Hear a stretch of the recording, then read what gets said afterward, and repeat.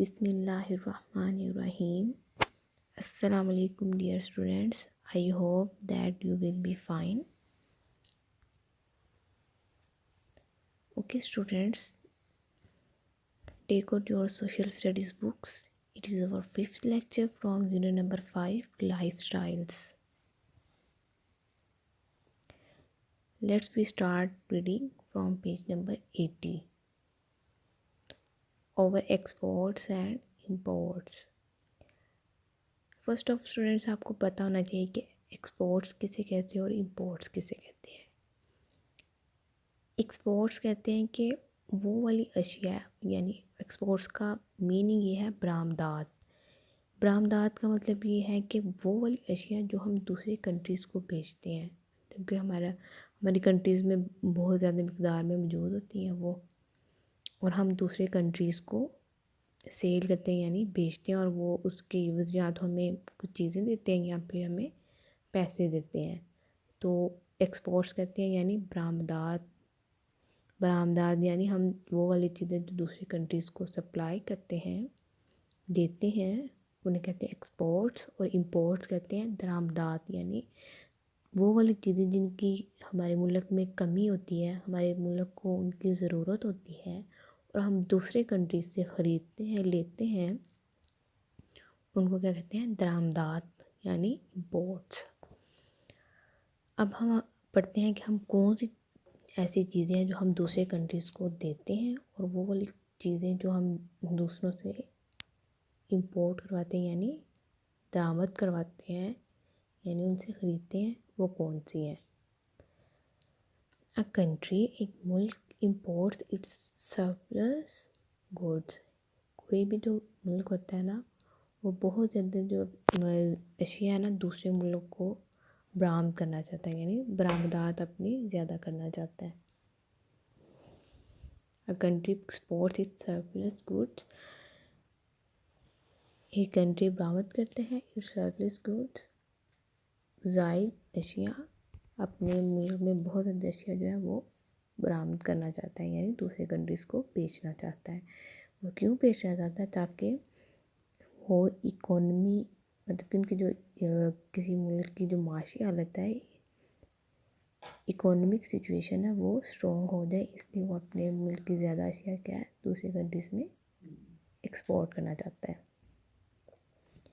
It imports, ये दाम करवाता है दोज गुड्स, वो वाली अशिया विच आर आइदर, जो या तो अनअवेलेबल, दस्तयाब नहीं होती एट होम, किसी घर में, और या फिर are cheaper to get from other countries, या वो हम बहुत कम पैसों में या वो सस्ती होती हैं जो कि हम दूसरी कंट्री से, ताकि हम दूसरी कंट्री से ख़रीद सकें।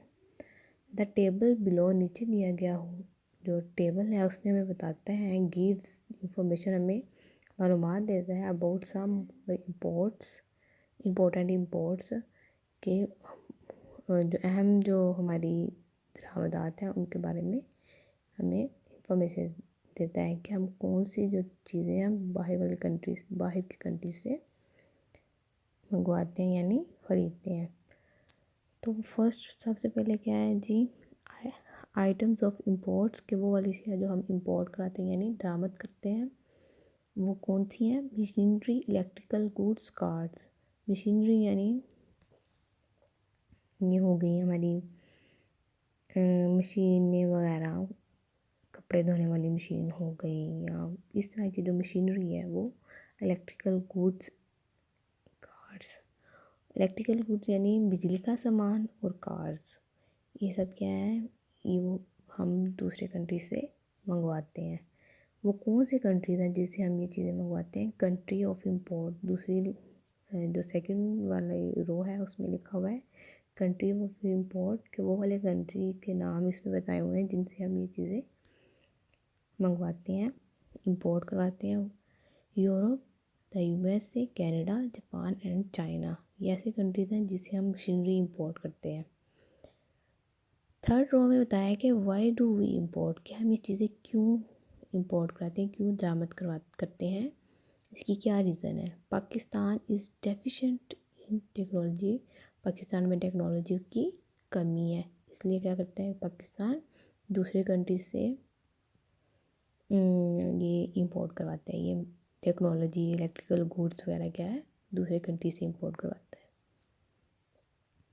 जो सेकंड है हमारी इंपोर्ट यानी सेकंड में जो दूसरी लाइन, ये फर्स्ट में तो मशीनरी है ना, जो सेकंड में है वो है petroleum and its by products. Petroleum यानी पेट्रोल या उससे पेट्रोल से बनी हुई जो मसनूआत हैं उनकी भी हमारे जो कंट्री में है उसमें कमी होती है। वो हम कहाँ से मंगवाते हैं, मिडल ईस्टर्न, मशरिक़ वस्ती, मशरिक़ वस्ती यानी मशरिक़ के दरमियान वाली साइड में जो कंट्रीज़ है ना, मशरिक़ के दरमियान में, मिडल का मतलब होता है वस्ता यानी दरमियान, ईस्टर्न यानी मशरिक़, countries such as Saudi Arabia and other Gulf states और दूसरी खलीजी रियासतें। इनसे क्या करते हैं हम पेट्रोलियम और उससे बनी हुई मसनूआत को इंपोर्ट करवाते हैं। Pakistan does not produce enough for its needs. Pakistan के पास ये अपनी ज़रूरत के मुताबिक मतलब जितनी उनको ज़रूरत होती है उस लिहाज से उनके पास पेट्रोल मौजूद नहीं होता है, इसलिए वो क्या करते हैं दूसरे कंट्री से पेट्रोल इंपोर्ट करवाते हैं। एडिबल ऑयल, खुर्दनी तेल, ये किस कंट्री से मंगवाया जाता है, Malaysia, Indonesia and USA. Malaysia, Indonesia और यूएसए से हम क्या मंगवाते हैं, खुर्दनी तेल। इसकी क्या वजह है जी, Pakistan consumes more edible oil than it produce.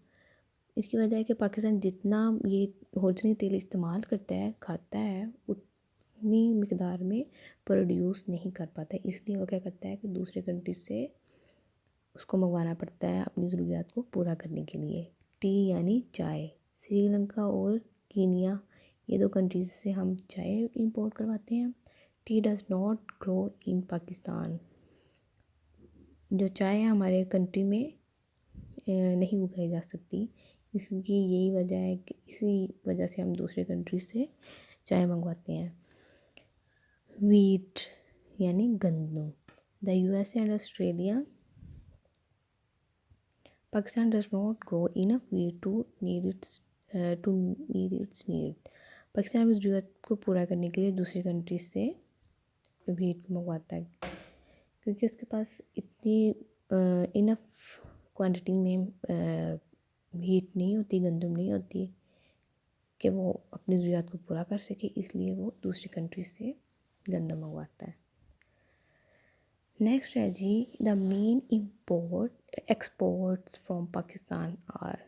अब वो कौन सी अशिया हैं जो पाकिस्तान दूसरे कंट्रीज़ में भिजवाता है, यानी बरामदात कौन सी हमारे कंट्रीज पाकिस्तान की बरामदात के बारे में हम पढ़ेंगे। कॉटन यार्न, सूती का धागा एंड टेक्सटाइल्स राइस, ये दोनों चीज़ें क्या हैं हमारी इम्पोर्टेंट एक्सपोर्ट्स हैं, यानी हम दूसरे कंट्रीज़ को ये दूसरे कंट्रीज से दूसरे जो कंट्रीज़ हैं ये चीज़ें हमसे एक्सपोर्ट करवाते हैं यानी बरामद करवाते हैं। Leather and leather goods, leather और लेदर की बनी हुई चीज़ें such as jackets, bags, shoes etc. Sport good, खेलों का सामान, ये सारी क्या है हमारी इम्पोर्टेंट एक्सपोर्ट्स हैं। नेक्स्ट है most of these commodities are brought to Pakistan by sea. कहते हैं इसमें से बहुत सारी जो अजनास हैं वो पाकिस्तान में समुद्री रास्ते के ज़रिए लाई जाती हैं। नेक्स्ट पेज पे आ जाए, पेज नंबर 81 पे 82 पे, बैंक्स। अब बैंक्स के बारे में तो सबको पता होगा कि बैंक में हम क्या करते हैं जी, बैंक में हम अपनी जो रकम है वो जमा करवाते हैं, अकाउंट खुलवाते हैं, फिर उसमें अपनी जो पैसे हैं वो सेव करने के लिए हम बैंक में रखवा देते हैं। उसके बाद ज्वेलरी वगैरह रखवाने के लिए हम बैंक बहुत ज़्यादा सेफ जगह है, ठीक है। उसके अलावा हमने अगर एक जगह से दूसरी जगह मनी ट्रांसफ़र करनी हो तो बैंक के थ्रू हम करते हैं, वहाँ पे अकाउंट ओपन करवाते हैं, करंट अकाउंट्स वगैरह तो फिर हम क्या करते हैं, मनी को ट्रांसफ़र कर सकते हैं एक जगह से दूसरी जगह या एक मुल्क से दूसरे मुल्क। तो हम डिटेल में पढ़ते हैं इसके बारे में। मैनी ईयर्स अगो, बहुत साल पहले, पीपल लोग यूज टू डिपॉजिट, इस्तेमाल करते थे रकम जमा करने के लिए, their savings with money lenders. बहुत साल पहले लोग अपनी रकम किस तरह जमा करते थे? मनी लैंडर्स, मतलब मनी लैंडर्स वो लोग होते थे जिनको वो अपनी रकम जमा करवाते थे और वो लोग आगे उस रकम से बिज़नेस करते थे, कारोबार करते थे, और उस कारोबार से जो उनको प्रॉफिट होता था, मुनाफा होता था, वो उसमें से उनको भी हिस्सा देते थे उन लोगों को जो अपनी रकम जमा करवाते थे उनको सेव करने के लिए, वो उनको भी हिस्सा देते थे। इससे क्या होता था, उनकी रकम भी सेव हो जाती थी और उनको प्रॉफिट भी मिलता था। ठीक है, तो savings with money landers for safe keeping. 10 years ago, बहुत साल पहले लोग जो थे अपने रकम जमा कराते थे मनी लैंडर्स को, ताकि उनकी रकम सेव रहे यानी महफूज रहे।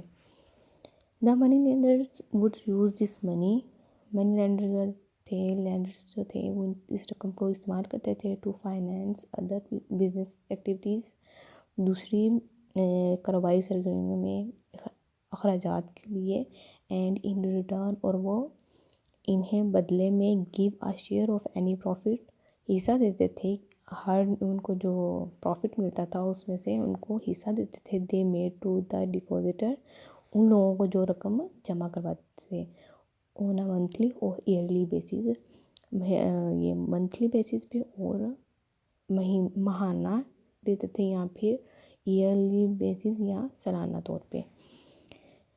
They would also land money, ये वो जो जिन लोगों को जमा करवाते थे यानी मनी लैंडर्स, वो क्या करते थे, आगे लोगों को कर्जे देते थे। ठीक है, they would also land money, वो कर्ज देते थे रकम को, टू अदर बिजनेसमैन, दूसरे कारोबारी आदमियों को, और या टू मनी या टू नीडी पीपल, या ज़रूरतमंद लोगों को, हु वुड हैव टू पे एन एक्स्ट्रा अमाउंट, जो उनको ज़्यादा रकम अदा करते थे, कार्ड इंटरेस्ट, जिसे कि हम सूद कहते हैं। ठीक है, when they repaid the loan, जब वो कर्ज की वापसी यानी करते थे, उसको वापस करते थे। रीपेड का मतलब है उसको, उस रकम को वापस करना जो वो उनसे लेते थे। जब वो लेते थे तो वो एक्स्ट्रा पैसे भी उनको चार्ज करते थे, जिसको हम सूद कहते हैं। It is from this system of circulating money, money की ये जो सर्कुलेटिंग होती थी, that the word present day banking system was born, आजकल के दौर में, ठीक है, द वर्ड प्रेजेंट डे, आजकल के दौर पे banking system was born, banking system ईजाद हुआ। ठीक है, the benefit from banking services, हम बैंक की खिदमत से किस तरह फ़ायदा हासिल कर सकते हैं। फ़ायदा हासिल, बेनिफिट का मतलब होता है फ़ायदा हासिल करना। इंडिविजुअल्स इफादी तौर पर, एंड और बिजनेसेस या कारोबारी तौर पर, have to become customer of a bank, हमें मतलब कि हम अगर किसी बैंक के कस्टमर बन जाए यानी ग्राहक बन जाए, वो हम कैसे बन सकते हैं? By opening either a saving account, या तो हम अपना एक सेविंग अकाउंट ओपन करवा लें किसी बैंक में। फॉर इंडिविजुअल सेवर्स, एक इनफरादी तौर पर, इनफरादी सेवर यानी आप इनफरादी तौर पर अगर किसी बैंक में अपना अकाउंट सेव करवाते हैं और वहाँ पे अपनी रकम को सेव करवा सकते हैं। और आप करंट अकाउंट या एक करंट अकाउंट ओपन करवा लें। करंट अकाउंट के जरिए आप फौरी तौर पर रकम दूसरी जगह से मतलब कि मंगवा सकते हैं और उनको भेज भी सकते हैं।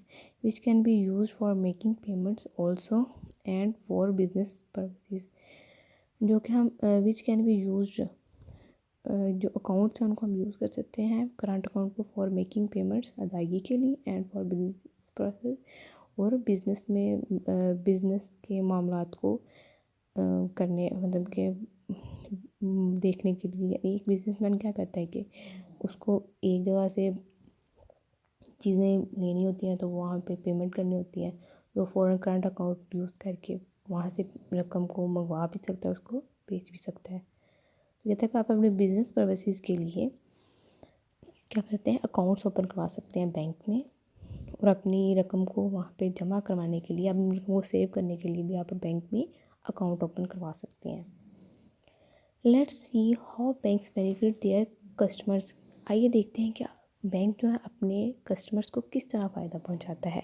यही आपका लॉन्ग क्वेश्चन 2 है कि what facilities does a bank provide to its customer, के वो कौन सी फैसिलिटीज़ हैं जो एक बैंक अपने कस्टमर्स को प्रोवाइड करता है।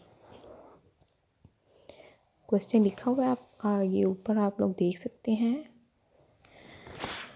What facilities does a bank provide to its customer, कि वो कौन सी सहूलियात हैं जो एक बैंक अपने कस्टमर को प्रोवाइड करता है।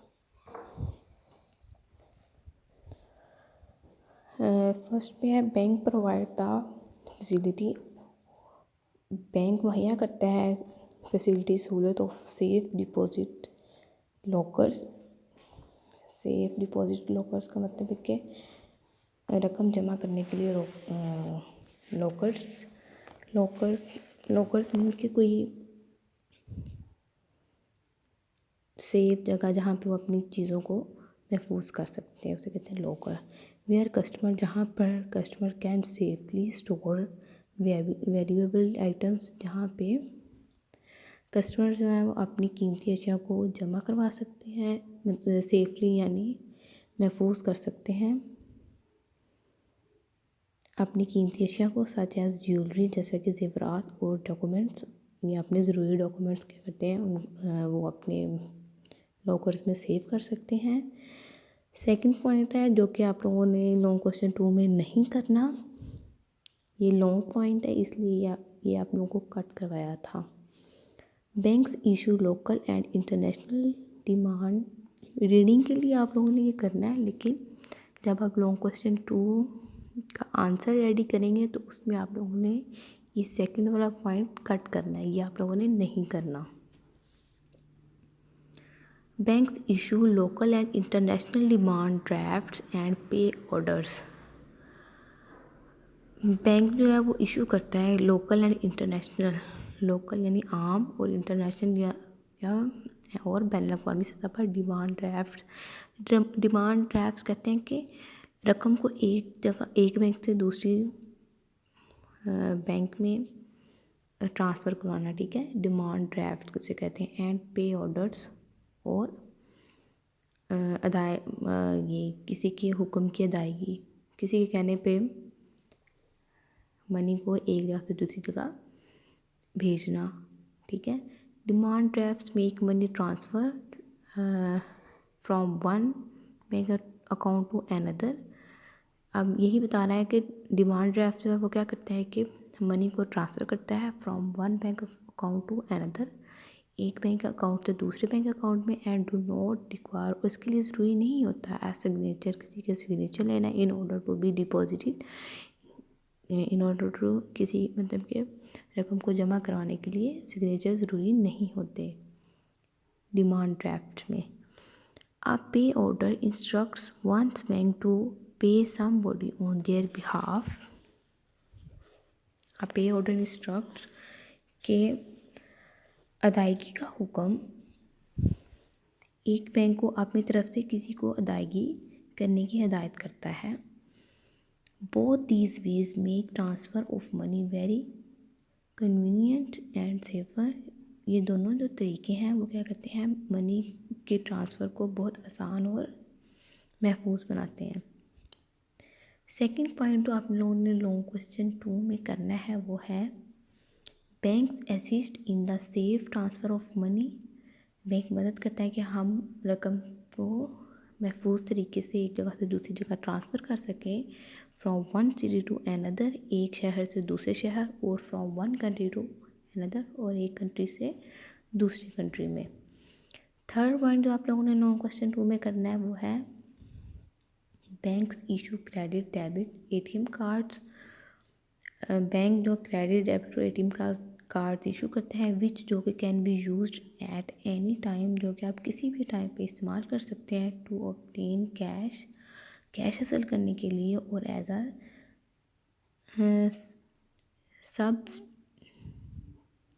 Substitute of cash. सॉरी मुझे सही नज़र नहीं आ रहा था, ठीक है। सब्स्टिट्यूट यानी मुतबादिल। टू obtain या ये जो क्रेडिट और डेबिट कार्ड और एटीएम कार्ड्स हैं इनको कैश हासिल करने के लिए भी यूज़ कर सकते हैं और किस लिए यूज़ कर सकते हैं, कैश के मुतबादिल भी इसको यूज़ करें। यानी कैश अगर नहीं है आपके पास और आपके पास डेबिट कार्ड एटीएम कार्ड्स हैं तो आप क्या उसके थ्रू आप लोग इजीली अपनी रकम की अदायगी कर सकते हैं।